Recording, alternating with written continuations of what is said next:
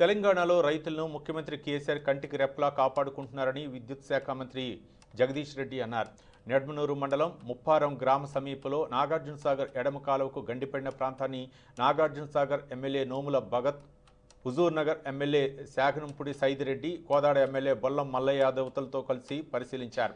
ఈ సందర్భంగా ఆయన మాట్లాడుతూ రైతులకు ఇబ్బంది కలగకుండా 1 ఎకరం పొలం నష్టపోకుండా ముఖ్యమంత్రి ఆదేశాల మేరకు యుద్ధ ప్రాతిపదికన పనులు చేపట్టామన్నారు. నాగార్జునసాగర్ ఎడమ కాలువ అంచులు కాకుండా కాలువ మధ్యలో గండిపడటం టెక్నికల్గా అధికారులు అంచనా వేయలేకపోయారన్నారు. ఇప్పటికే 2500 క్యూసెక్కుల నీటిని విడుదల చేశామని, మరో 2-3 రోజుల్లో పూర్తి స్థాయిలో నీటిని విడుదల చేస్తామని మంత్రి జగదీష్ రెడ్డి అన్నారు.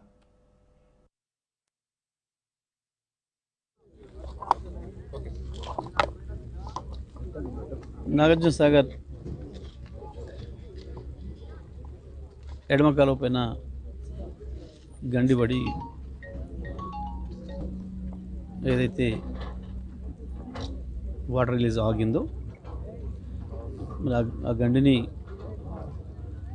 తక్కువ కాలంలోనే పూర్తి చేసి మళ్ళీ పునర్నిర్మాణం చేసి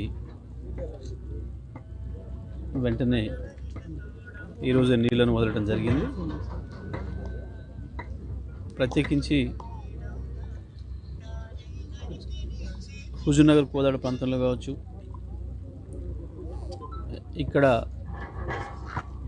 మిర్యాలగూడ, నాగార్జునసాగర్ నియోజకవర్గాల్లో కూడా కొంతమంది రైతులు ముందుగా వరి నాట్లు వేసిన వారు ఎవరైతే ఉన్నారో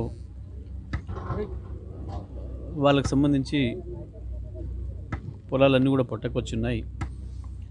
వీళ్ళంత తొందరగా